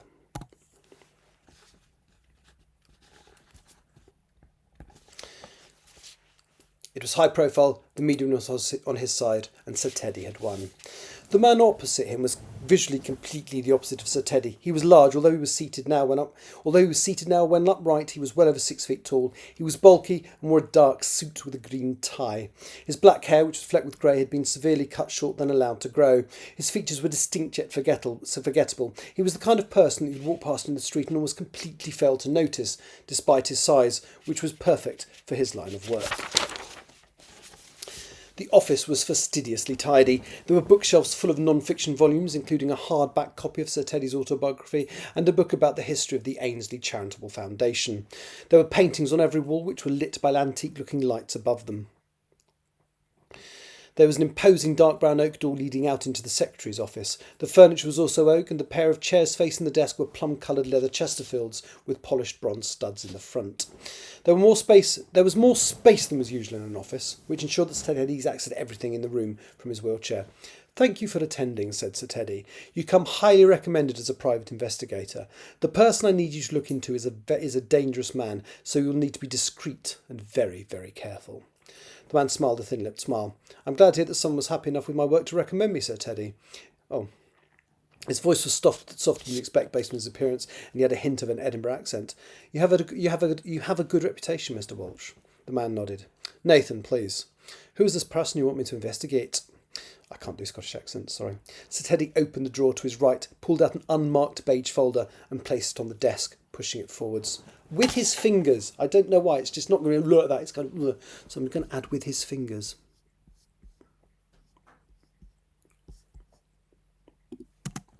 With his fingertips. I don't know why it's suddenly... Yeah. I don't know why suddenly it's so important that he does it like that. Walsh leaned slightly to retrieve it. "The gentleman in question is Mr. Maximilian Saucy. He's a rich artist with several properties around the world, around the country, and indeed around the world. He's from a family of artists. I've managed to trace records of his line back to the end of the 14th century, but I believe they have been around for significantly longer than that." I have never heard of him, said Walsh with a frown. "Odd that, because I've recently done a handful of investigations in the art world. He does not sell his work. None of his family ever have. They are shrouded in secrecy, and I want to tear away that shroud." "Why?" Walsh fixed Sir Teddy with an icy stare. "What's in it for you?" "It was a Saucy that was directly responsible for this," Sir Teddy said, tapping the arms of his wheelchair. "The family appears to have used a number of different names over the centuries. I have been seeking them out for most of my adult life." "So what do you want? To hold them responsible for your injuries?" "No. Revenge? Nothing so crude. I just want to understand what drives this artist. Although his family have been known to be skilled at drawing and painting since we have records of them, few have ever seen a Saucy work, certainly not in the last century. He keeps them jealously guarded, and nobody knows why. He does not even tell people that he is an artist anymore. Somewhere in the country there is a vault or a storage facility for these pieces of art, possibly several facilities. I want you to try and find out where they are, and I want you to access them if you can, and bring me copies of his pictures." Walsh leaned forwards. "Copies?" Teddy inclined his head. "Oh, photographs will be fine. I will not be selling them or anything, or making them public. But I believe that we can find out a lot of information about the Saucy family history from the artwork." Walsh opened the dossier that he had been handed. It contained a few photographs and press clippings. One was of Saucy getting married, dated 1994, and there was a picture of him and his infant child from a few years later. There were a handful of other press cuttings going back over the last 100 years, cut directly from newspapers and magazines, some photocopies. I'm going to put including some photocopies.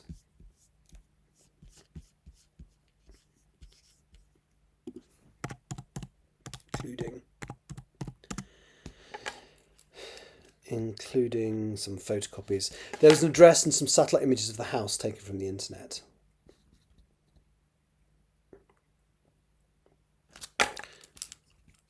Of a house.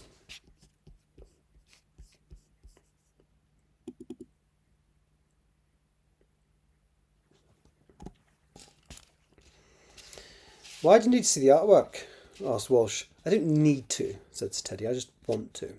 There is a possibility the result of your investigation will lead to certain repercussions for Mr. Sosi, but you will not be involved with that. With those.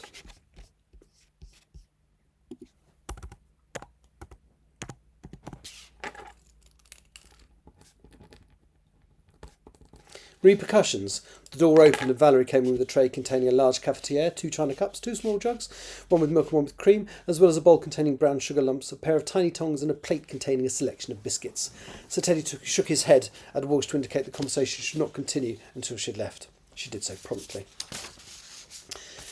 Are you sure I cannot get you a coffee? Sir Teddy asked his guest. No, thank you. You said there may be repercussions for Sosi depending on the outcome of my investigation. What did you mean?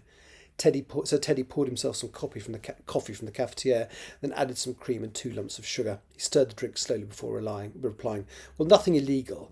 I'm not questioning the provenance of the artwork, if that's what you're thinking. Walsh nodded.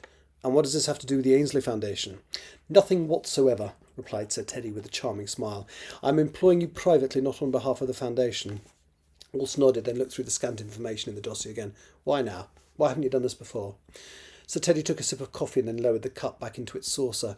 I did not know the identity of the person that did this to me. Then we met, recently and quite by chance. He did not recognise me, but I knew him. If I'd seen him 20 years ago, I would have pursued this 20 years ago. If I'd met him 20 years ago. Rather than seen. If I'd met him 20 years ago, I would have pursued this 20 years ago. Walsh sat in the comfortable leather chair, flicking through the information that he had been given. As I said, I have contacts in the art world. I've never heard of Maximilian Sosi. This may not be easy. Sir Teddy steepled his fingers. Precisely why I have hired you, Mr. Walsh. Walsh looked nonplussed. I have not agreed to take on the job yet. Sir Teddy nodded. I know, but you will. I can see it in your face. You are intrigued. His guest gave a small laugh. You read people rather well. I will do some preliminary work, Sir Teddy. If I think I can help you, I'll let you know. Just one question. How hush-hush is this? If I need to get anyone to assist me, are you happy with that? And how much do you want to spend? Money is no object, Mr. Walsh. As for getting someone else involved, should that become necessary, I wish you to ask me in advance so I can vet them. Nothing criminal is going to happen as a result of the information that you give me, but there may be some deeply personal impacts for some people in the future. I wish to mitigate that if I can. If you need extra resource, that is fine, as long as I approve the individuals. Walsh nodded. All right, on those terms, I provisionally accept your commission. I will do some work and see what I can find. And once I've done that, if you're happy for me to proceed, I will do what you ask. Thank you, Mr. Walsh. If you are sure that you do not wish to join me for a coffee, that will be all for now. The number I've given you in the folder is my private mobile telephone. You may use it to contact me for any reason and at any time. Nathan Walsh stood up and offered Sir Teddy his hand over the table. Sir Teddy leaned forward and grasped it. With that, Walsh turned and left the room, closing the door gently behind him. Sir Teddy pushed the wheelchair back and closed his eyes for a second. A tear ran down his cheek, and he quickly shook his head, pulled a handkerchief from his top pocket, and dried his eyes. A few moments later, Valerie entered the room. She glanced down at the plate of biscuits and noticed that they were untouched. Are you all right, Sir Teddy? I think so, my dear, he said. She looked down at him. Your eyes are red. I'm going to lose the slightly. It says your eyes are slightly red. I'm just going to change it to your eyes are red. Your eyes are red? Yes, my dear Valerie, they are, he sighed. I think I have finished with my coffee. You may leave the biscuits. Valerie loaded everything unwanted onto the tray and left the room. Just as she was at the threshold to the door, he called out, Thank you, Valerie, and gave her a grateful look before choosing an Earl Grey shortbread and taking a large bite from it. Dun, dun, dun. Right, that's chapter 4. Right, again, let's just run that through Grammarly. It's so short. If there's too much, I shall be embarrassed. So file, export to Word, save. Let's just delete the chapter 3 stuff so I don't confuse myself. There we go. And then chapter 4, open, oh no, not open it in Word, just drop it into Grammarly.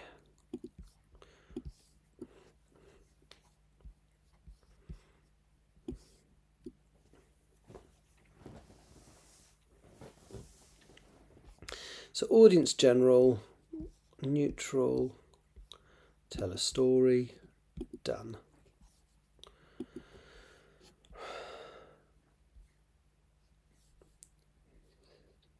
Person, no, I'm happy with that.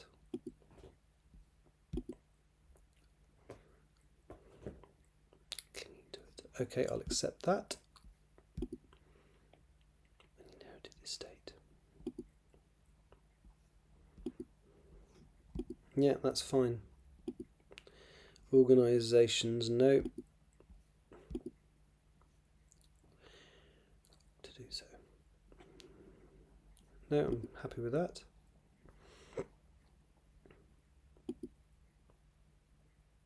Ah, see, we would call it 2002, and in American language it would be 2002. So I shall leave that. Recognise, obviously, is purely a spelling. Eventually, someone tried to change that. No, I'm going to leave that as it is as well.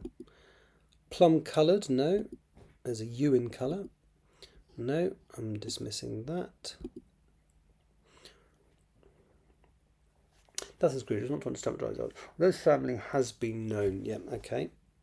Family is singular, so I'll accept that change. Dismiss that. Remove the comma. Has to be remove the comma. Oh, there we go. To remove the commas. Recognise. Dismiss that because that's a spelling and resource. If you need extra resources, yeah, that's fine. Right, and what score is that giving me? 85. Ah, piss off, Grammarly. Mind you, 85 would be a pass, wouldn't it? Right, so download. Let's have that there. Right, I'm going to approach chapter 5 slightly different. Let me just finish this and then I will tell you why chapter 5 is going to be approached slightly differently. And then that'll probably be me done for now. I might come back later today, but I'm going to get chapter 5 signed off now.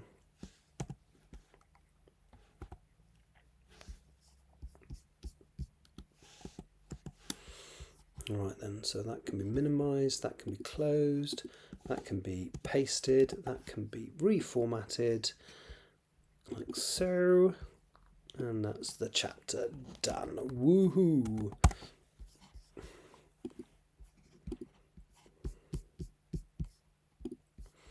Okay, and again, let's drag it into there.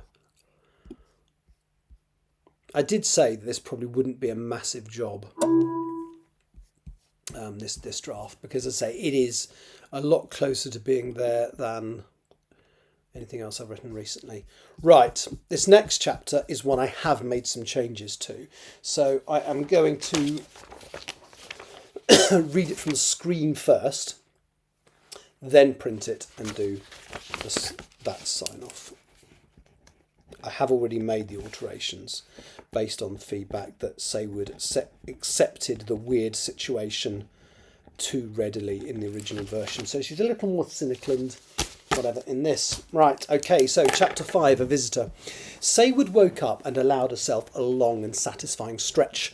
The events of the previous day returned to her after a few moments, and the smile that had played across her face dissolved into a frown.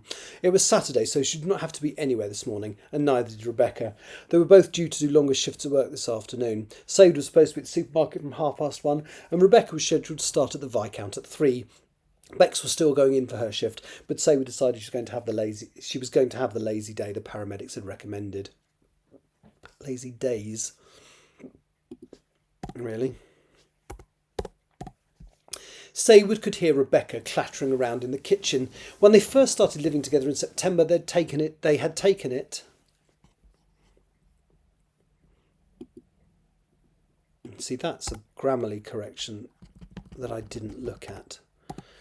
When they first started living together, they'd taken it in turns to make each other a cooked breakfast every Sunday. On one occasion, Saywood had cooked it on a Saturday morning instead, before they went to work. Both enjoyed it, and this became their normal pre-work Saturday routine, at least for a few weeks, until the realisation had dawned on both of them that the relationship was not working in the same way now they were living under the same roof together.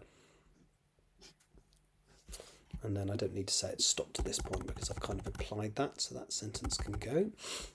A few moments later, the noises ended, and Rebecca walked into the room clad in her pyjamas, dressing gown, and carrying a tray which contained a large fried breakfast, toast, and a mug of tea. Saywood smiled and sat up. "Thank you," she said gratefully. Rebecca set the tray down on Saywood's knees and gave her a peck on the cheek. "We've been so shitty to each other recently that I forgot how nice things can be when we both make the effort." She took Saywood's hand and gave a watery smile. "I think I need to try harder." Saywood nodded. "We both do." "Shame it took you being able to make me realise." Rebecca climbed into the bed next to Saywood and gave her a gentle sideways hug. "I'll phone you later when I get a break to make sure you're okay." She looked at the rather distinct bump on Saywood's forehead. "Does that still hurt?" Saywood nodded. "I still have a rotten headache, yes." Rebecca pushed the napkin on the tray to one side, revealing a pack of paracetamol. Is anybody still here, by the way? Just curious.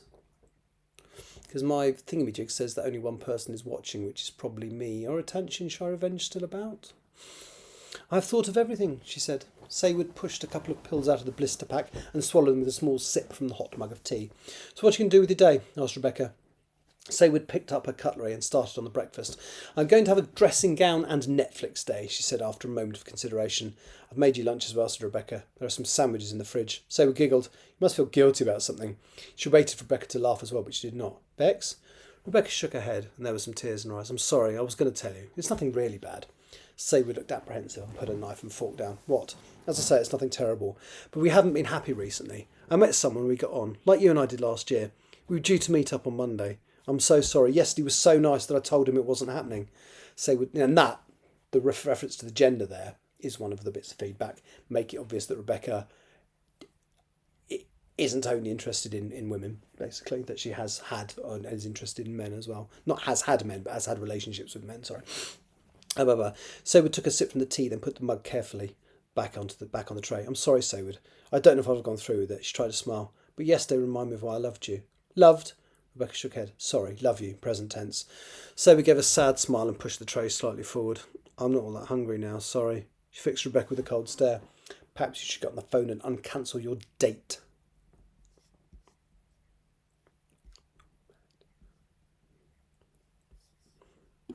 Let's make that man. Let's get the phone and cancel your man. Under normal circumstances, Rebecca would have argued back. Yesterday, yeah, that'd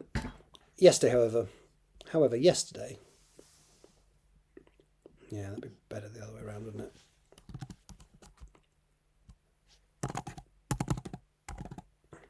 However, yesterday had been a wake-up call. She had forgotten how much she enjoyed Saywood's company, even the simple things like having coffee together and walking around the shops. She composed herself and carefully lifted the tray. "Do you want me to leave the tea?" "No." Saywood would not make eye contact with her. Without another word, Rebecca left the room with the unfinished breakfast. Saywood rolled over to face the wall so that if Rebecca came back into the room, she would not see that she was crying. Saywood and Rebecca said very little to each other for the rest of the morning. Rebecca went out for lunch just after midday to get away from the flat, and then went straight to work. Once Rebecca had gone, Saywood got out of bed. She pulled on a pink dressing gown and moved to the living room, taking the duvet with her. She was hungry and reluctantly ate the sandwiches that Rebecca had left for her. She then flicked through...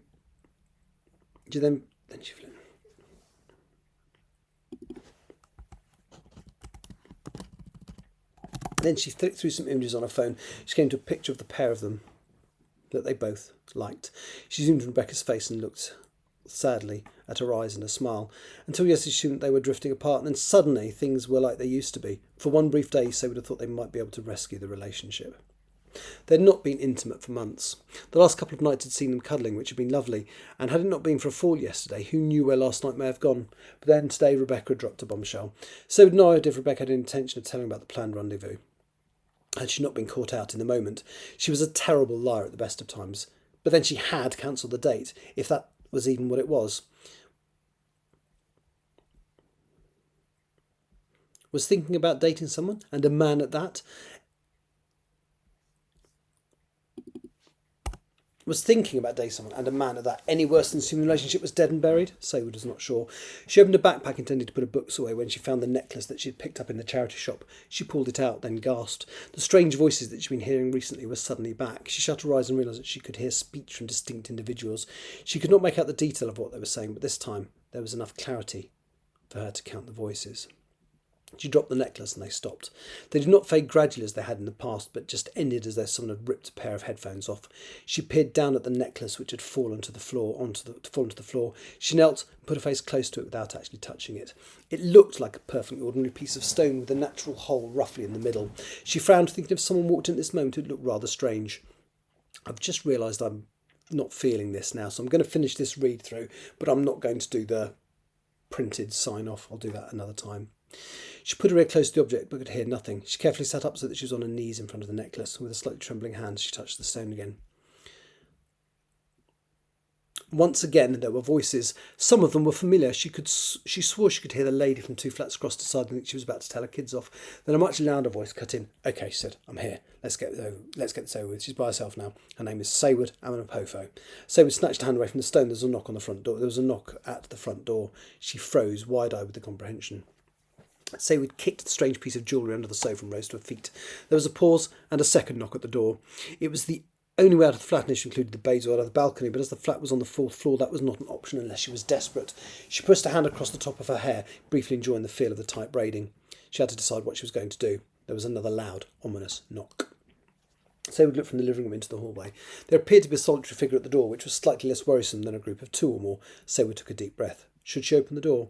The decision was taken away from her. She heard a click as though the door had been unlocked and then the figure pushed the door open. Standing in the evening light was a short woman. Saywood allowed her eyes to adjust for a few seconds, then realised that she recognised it. It was the lady from the supermarket yesterday who looked up and gave a smile. "I'm sorry to disturb you. I was worried you might still be unwell after you helped me."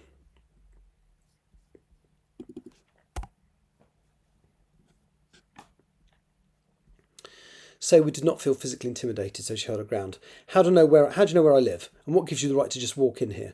The old lady smiled reassuringly. "It was simply to check on you. When you didn't answer the door, I was worried." "May I come in?" Saywood glared at her. "Well, you already have, haven't you? I can go away again." Saywood stood framed at the entrance to the living room. She blinked a couple of times, her head racing. The lady's voice was the voice she'd heard moments ago when she was touching the stone. She frowned. "How do you know my name?" The old lady smiled. "How do you know that I know your name? I haven't said it."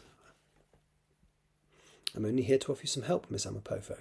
"Saywood," said Saywood, "I suppose you'd better come and sit down." The old lady closed the front door behind her and followed Saywood into the living space, into the living room.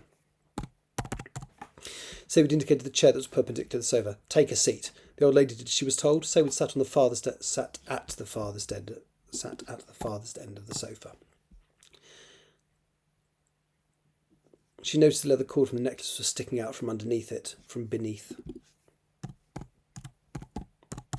So she covered it with a bunny slippered foot. "My name is Geraldine Watkins. You visited this and Tat yesterday. We identified you as someone with potential when you visited the shop." "Potential? For what?" "The potential to make things happen using just the power of your mind." Saywood rolled her eyes. "If you're going to talk total crap, you can clear off now." She stood and made for the door, but the old lady remained sitting in her chair. "Go on," she said forcefully from the hall. "Leave." Her visitor remained calm. "You heard me say your name before I came in," she said. "Yet I did not utter a word. Don't you want to know how that is possible?" "I don't," said Saywood, "because it isn't." The old lady shook her head ruefully. "I can prove it. Come back in here, sit down, and take my hand." Saywood glared at her from the hallway. "No," said angrily. "I asked you to leave." "Of course, I could show you without making physical contact. It's just that it would hurt more." "Would it really?" said Saywood sarcastically. Geraldine looked at her and made a point of closing her mouth. She blinked a couple of times, and then the words, "Yes, dear, it would," exploded through Saywood's head, as though she'd been standing right next to the speaker at a rock concert. Saywood physically recoiled and thought that she was going to lose her balance. Panting, she dashed over to the chair she'd just vacated and fell heavily into it. "What the hell was that?" she demanded once she had caught her breath. "I was proving that you can use your mind in a different way to most people." Saywood realised that, once again, the old lady had not moved her lips. "And you're saying that I can do what you just did?" "I'm saying you have the potential to, yes, if you wish." You see, I've put "if you want," but "if you wish" is better. "How do you know?" Geraldine smiled. "When you purchased the necklace that you're trying to hide with your foot, it was in a display cabinet in our shop with 4 other items. They're all things that help us to amplify our abilities. When enough of them are put together..." Saywood hung her head and finished the sentence. "They glow a bit." That is to the uninitiated. To us, they glow a lot. It can be quite painful. It happens when enough of these objects are close to each other. Saywood closed her eyes and opened them again. Rebecca said the man in the shop put on sunglasses to open the cabinet. Geraldine nodded. Yes. Saywood looked annoyed. And then what? Someone followed me? Yes, I did. I didn't notice you. Well, not until last night at the shop. You noticed me when I wanted you to, stated Geraldine. I'm sorry about scaring you. Physical contact is the only way that can be sure the person we're investigating has potential. Once we know, we try and find out if we think they are the right sort of person. There is no dark lord in our world. We simply don't allow it. Right, I'm going to lose that sentence. That feels a bit weird. Once we know, we can then try and find out if we think they are the right sort of person. One of the reasons that we exist is to make sure that nobody abuses their abilities. Who is this mythical we? I represent the Sutherland Institute. Saywood shook her head. Never heard of them. That was another bit of feedback, is that the Sutherland Institute suddenly crops up halfway through the book. So to mention it earlier, and it's a perfect place to mention it. I might even have Saywood Googling it in a future chapter. Never heard of them. She paused for a brief moment. And what happens if you think I'm the wrong sort of person? Geraldine looked directly at her and spent a few moments thinking about how to respond. You will meet another of us, someone who can remove your gift. It will not hurt much, and you will continue your life without understanding what you had, without ever understanding what you had. I think would be better. Really understanding what you had. Why are you here? To tell you that we exist. If you wish, we can help you to refine your abilities. Or, once we've finished this conversation, I can walk away and you won't see me again. It is entirely your choice. Saywood shook her head wearily and closed her eyes. My head hurts. Geraldine nodded. And from before yesterday, I'll warrant. That's normal then? It will pass in a few days. A few days? Bloody hell, it's really painful. Paracetamol won't even touch it. It's not caused by anything that a chemical can change. I can help. Saywood opened her eyes. Can you? Yes, I can probably do something about that bump on your forehead as well. Saywood frowned. Really? Her voice was heavily laced with sarcasm. Geraldine stood up and touched her quickly and gently on the forehead. She said nothing, but the headache noticeably started to recede. Saywood touched her forehead, feeling the prominent lump. The bump from my fall yesterday. The bump is still there. Geraldine sat down. It will be gone in a couple of hours. Saywood sat staring at Geraldine sceptically. So what now? Geraldine picked up her strange bag. That is entirely up to you. You can live your life how you wish. My brief contact with you suggests that your abilities will include access to and control of the minds of others. Something we have to be very careful with because of how easily that can be used inappropriately. You've heard voices. Sometimes I think it's people in the neighbouring flats. This time they were quite loud and distinct. Geraldine frowned. When you were touching the necklace? Necklace? The one under your slipper? Slightly shamefaced, Saywood reached down and picked the necklace up by the cord, careful not to touch the stone. Geraldine nodded. Yes, that'll be why. You won't need the Pilato given time, although it will always help to enhance your ability. Eventually, you will be able to hear thoughts unaided when you choose to. Beyond that, you may be able to use your mind to encourage people to do things. We need to be sure that if you do, it will be for the right reasons. You will need to meet another of us.